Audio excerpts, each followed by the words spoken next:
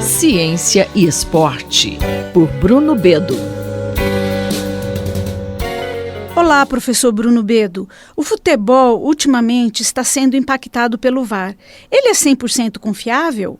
Eu, como pesquisador do esporte, junto com alguns colegas que estudamos ferramentas tecnológicas no esporte, somos defensores da inserção da tecnologia com o intuito de tornar o esporte algo mais justo, mais ético e também para estudar ferramentas que auxiliam equipes e atletas a melhorar o desempenho. Deste modo, sabe-se que a tecnologia desempenha um papel crucial no futebol, visando evitar erros e assegurar a justiça entre as decisões dentro e fora de campo. Só que em algumas situações, como em casos de impedimento, por exemplo, onde a distância é mínima entre os atletas, o VAR, às vezes, ao invés de ajudar, acaba sendo um ponto de controvérsia devido às suas limitações.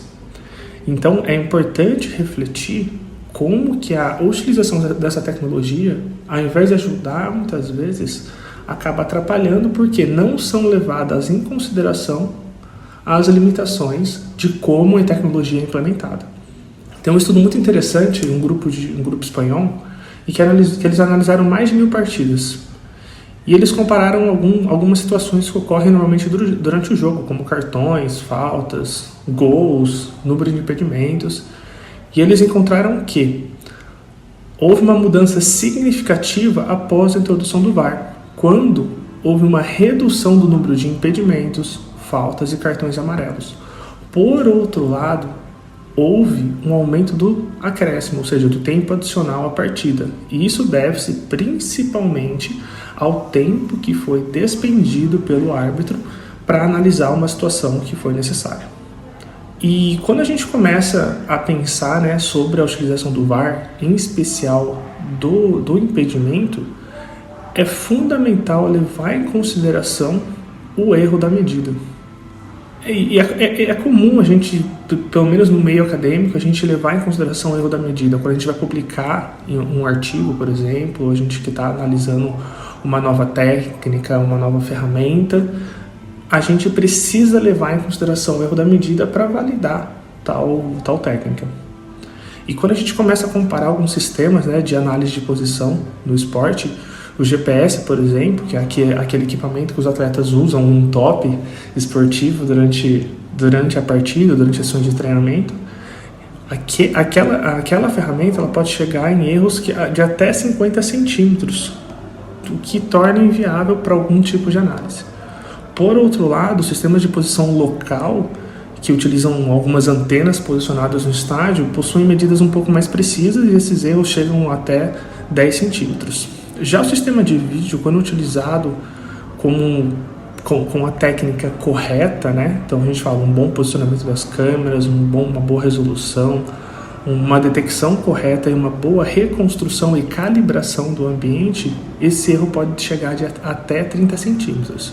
Ou seja, quando a gente olha o VAR sendo aplicado do modo que é aplicado, temos quase certeza, temos plena convicção que há um erro lá que não está sendo levado em consideração em algum tipo de análise, algum tipo de situação durante a partida. Então, professor, qual a melhor solução para o VAR dentro da margem de erro, principalmente em lances ajustados como os impedimentos? É fundamental seguir um processo desde coleta de dados até análise, com principalmente edição e a calibração, para conseguir minimizar os erros e garantir resultados mais precisos. Então, quando a gente olha, passar uma linha reta no ponto do jogador, isso traz uma preocupação para a gente, pesquisadores de esporte, a tecnologia, pois está sendo utilizado apenas um plano da imagem como referência. E quando a gente usa só essa imagem, ou seja, uma visão bidimensional, é inevitável se levar a erros de perspectiva.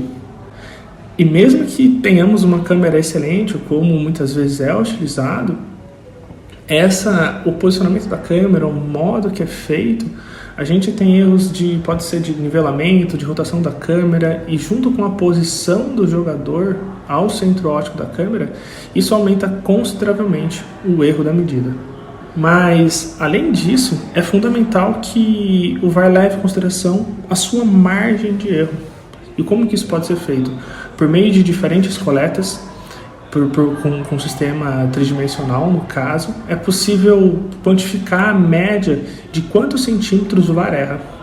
Com essa margem estabelecida, situações durante a partida, que fiquem dentro dessa margem podem ser considerados como casos que não dá para ter certeza se é impedimento ou não.